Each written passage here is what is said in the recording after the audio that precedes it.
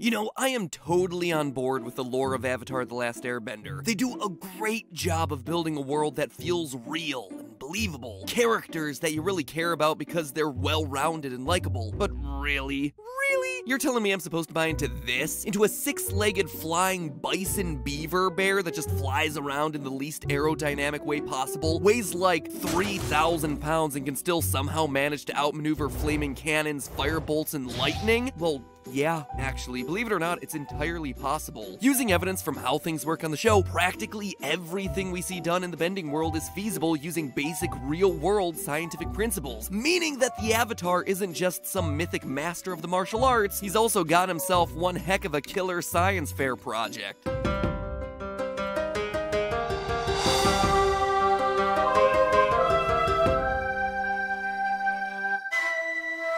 Hello, Internet! Welcome to Film Theory, the show that proves there's no age limit on a Saturday morning cartoon addiction. So, first off, can I talk a little bit more about Appa from the cold open? Sure, everyone's favorite sky bison might seem like one of the most unrealistic elements of Avatar: The Last Airbender, but his powers of flight are indeed possible. And I prove it in a series I did in partnership with Nickelodeon. Yeah, the Nickelodeon. You know, the people who produced the show in the first place. The show's called Factor Niction, and it's basically film theory with a bit more science, some live-action experiments going on, and a focus on classic Nick shows like Hey Arnold, Avatar, Rugrats, and Drake and Josh. You remember about a month ago when I did the Goo Lagoon episode of SpongeBob and I gave you a preview of what the show was going to be about, and you all pinky swore to me that even though I was spoiling some of its secrets that you'd still go and watch the episodes when I told you so that Nickelodeon would be really impressed with me and all of us theorists and how passionate we are as a community? Well, now is when I need you the most. Now is when I need you to go, click the top line of the description, and binge watch the first 3 episodes of Factor Niction. One on SpongeBob, one on Hey Arnold, and one on Avatar and airbending and the realities of Appa's flight. It's available on Facebook right now, but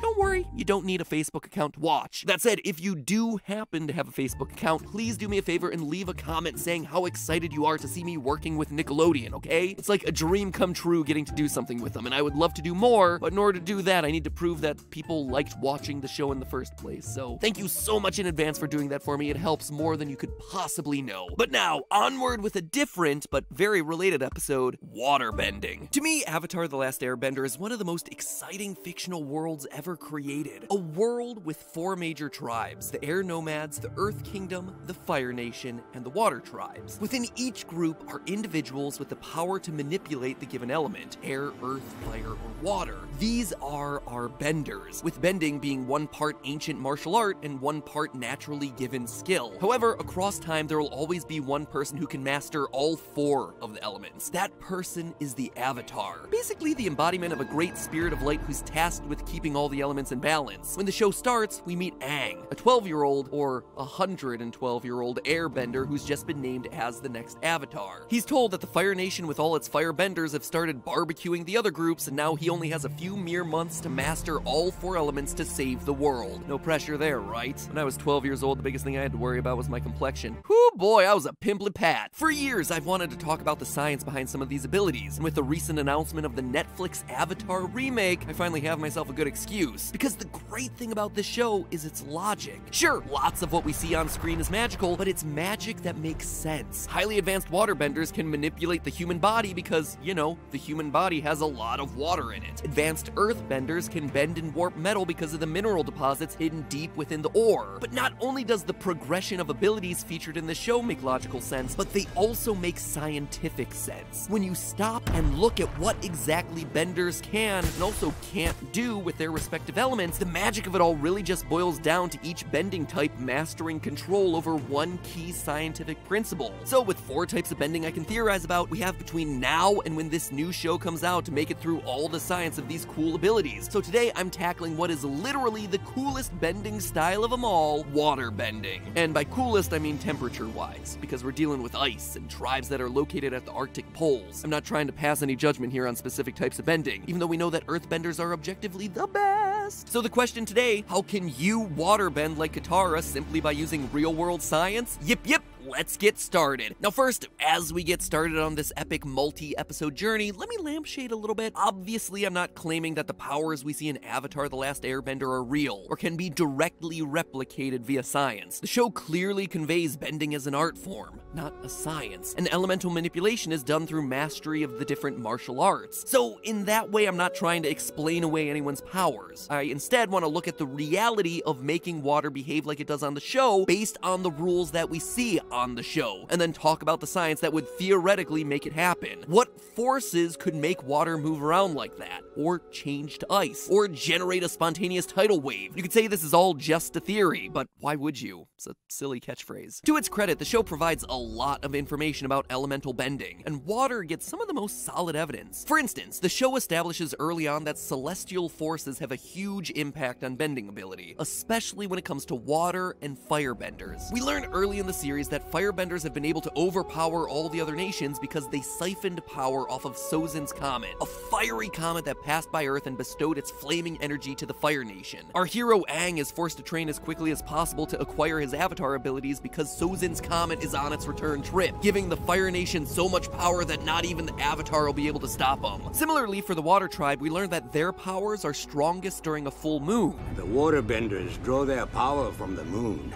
and it is nearly full tonight. With Katara specifically noting that waterbender powers are strongest at night. I've always noticed my waterbending is stronger at night. We also learned that eclipses have the opposite effect on benders. Firebenders and waterbenders both completely lose their abilities when the sun or moon are respectively eclipsed. Just this information alone gives us key intel about the underlying science behind bending. For firebenders, it would seem like solar radiation is playing a key role in their powers, since they lose those powers when it's blocked. But again, that's a theory for another day. For waterbenders, a lunar eclipse is going to block their powers entirely.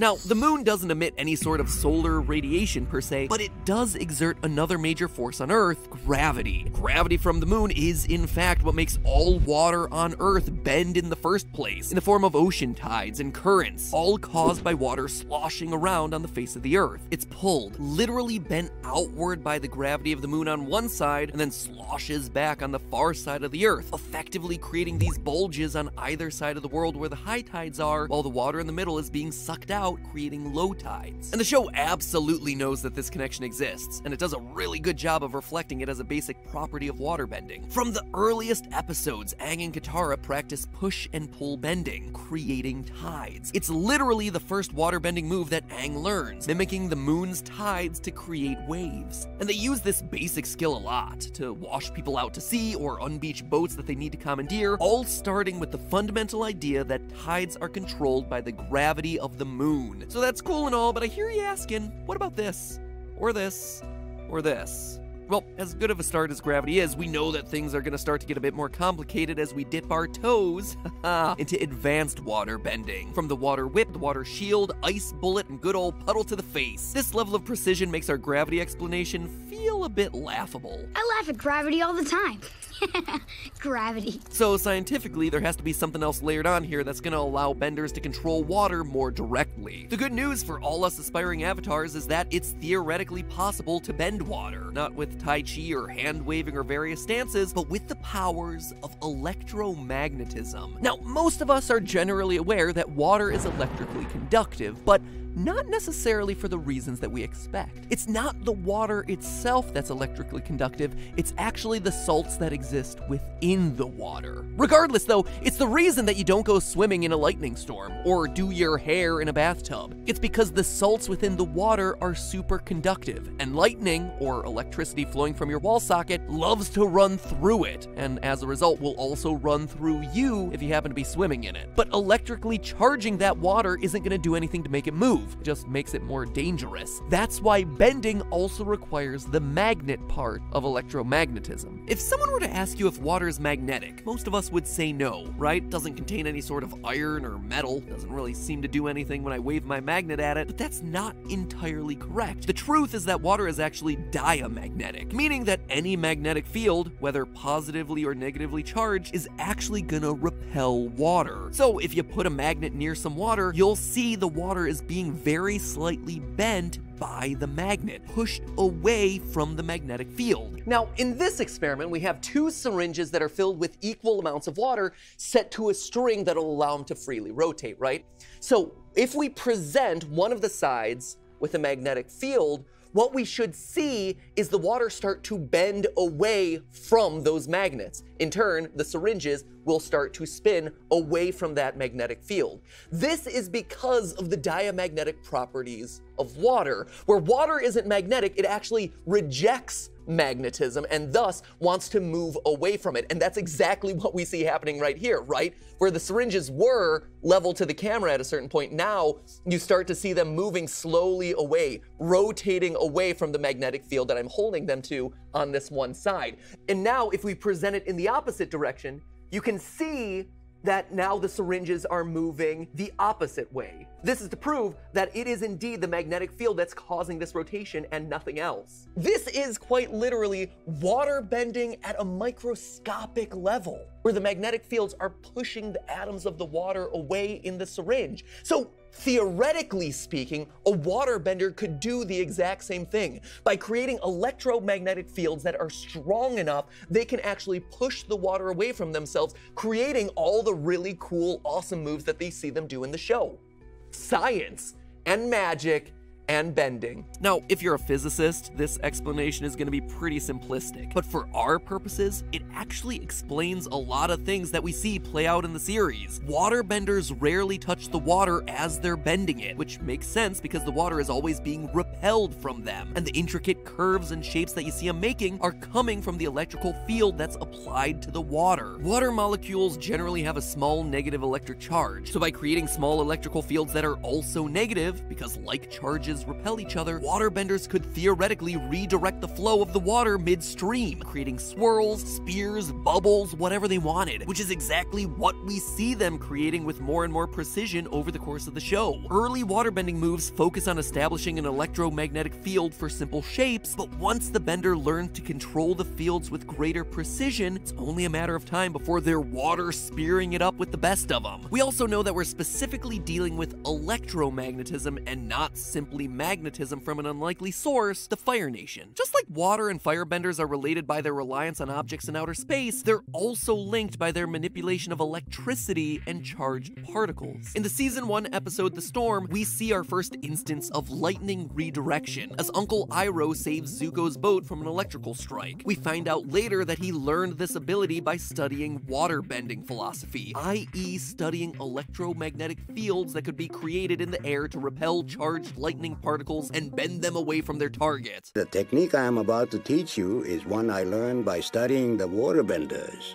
I mean, he says it's kind of like a Tai Chi-esque philosophy, but we all know the truth. We go on to see lots of other firebenders use this technique to either redirect or create lightning from their hands, but it's all based on the principle of generating an electrical current and directing it through the air. In theory, in film theory, this same principle actually explains some of the wackier and more macabre aspects of waterbending too, including vine bending, which we see in the Foggy Swamp Tribe, human bending, and water purification. Plants and people are made of a huge amount of water, all of which can be manipulated using electromagnetic fields. Create a strong enough field and you can bend a vine by bending all the water inside of it. By the same token, you can bend a person if all the water in their organs and bloodstream are being pulled in one direction. We see a select few waterbenders even cause people to lose consciousness using waterbending, presumably by preventing water, what's carrying all the blood, from getting to the brain. When it comes to other obscure waterbending techniques like purifying water, we know that although water is polar, a lot of its contaminants aren't. Oils and dirts are all made of carbon, meaning they won't do much of anything in an electromagnetic field. So waterbenders are able to pull the water away from the impurities, depolluting it and making it drinkable. So electromagnetic manipulation explains a lot of waterbending techniques, but it still leaves us with one big missing piece that I can't just make melt away: phase shifts. The most advanced waterbending techniques involve significant phase shifting between water's states of matter, particularly liquid and solid, ice to water and vice versa. The ice sled, the ice ramp, daggers, drills, even mist stepping, which involves stepping on tiny little ice rods. They are all valid techniques of waterbenders not purely explained by electromagnetic fields. Or are they? The techniques that we've covered involve manipulating the motion of large groups of water molecules, puddles, lakes, ocean waves. But what if we wanted to manipulate motion on a smaller scale? In chemistry and physics, you learn about thermodynamics, and you find out that on the molecular scale, the idea of temperature is really a measure of motion. Molecules are moving fast? Well, we perceive that as hot. That bowl of soup you got there is no different chemically whether it's hot or cold. It's just that the molecules in your hot soup are moving a lot, and in your cold soup, they're just kinda sluggish. The same goes with ice and water. Liquid water molecules move and flow and wiggle and have a good old water molecule time, but ice molecules are locked together in a crystal lattice structure, just like you see in snowflakes. There's still a tiny bit of movement there, like they can kinda wiggle around in their framework, but the motion is much less than in a liquid or gas phase. We know that advanced waterbenders have the ability to turn water from liquid to ice, so what are they really doing in those instances? Well, at a super small scale, they're manipulating water molecules to slow their individual movement, or in physics terms, their kinetic energy. As they lose movement, they lose energy, becoming colder. If the bender is able to slow down the individual molecules enough, they'll start to lock together into that crystal structure we call ice. The key is the use of those same electromagnetic fields to slow the movement of individual molecules, to lock them in place. So there you have it. If we want to be waterbenders, all that's really standing in our way is the ability to create concentrated magnetic fields at will by waving our arms around, and then having that ability tied to an overwhelming reliance on the gravitational forces generated by the moon. No sweat, right? Maybe one of the other bending abilities will be a little easier for us to master. I mean, even Avatar Roku said that water bending was especially challenging for him. Waterbending was especially challenging for me. But hey, that's just a theory. A film theory. And like I said, if you want more Avatar science right now and you still haven't done it, please go and check out my episode of Factor Niction on Appa's airbending flight. And then go watch the one on SpongeBob's underwater campfires. You can have fire underwater. In fact, I show it in the episode. And then finally round it off with a discussion of Hey Arnold's Pigeon Man. All 3 of those episodes are available right now, with more on the way every Tuesday for the next couple of weeks. Link is down below. And like I said, you watching that series really helps me out. And heck, they might want to do more with me, which would be really cool. Working alongside the people who created my childhood is really awesome. So thank you for your support there. Link is where the arrows are pointing down below in the description. And speaking of more episodes, make sure that you ring the bell to subscribe to Film Theory, because you can bet that I'll be talking about more bending soon. The science behind earth bending in particular is very, very cool. And again, totally rooted in real life science. Get it? Rooted? So if you want to see that episode, make sure you hit that subscribe button and let me know down in the comments that you are here for the Avatar-ness. Now, if you'll excuse me, October is starting to get close. I gotta start stockpiling some spooky over here.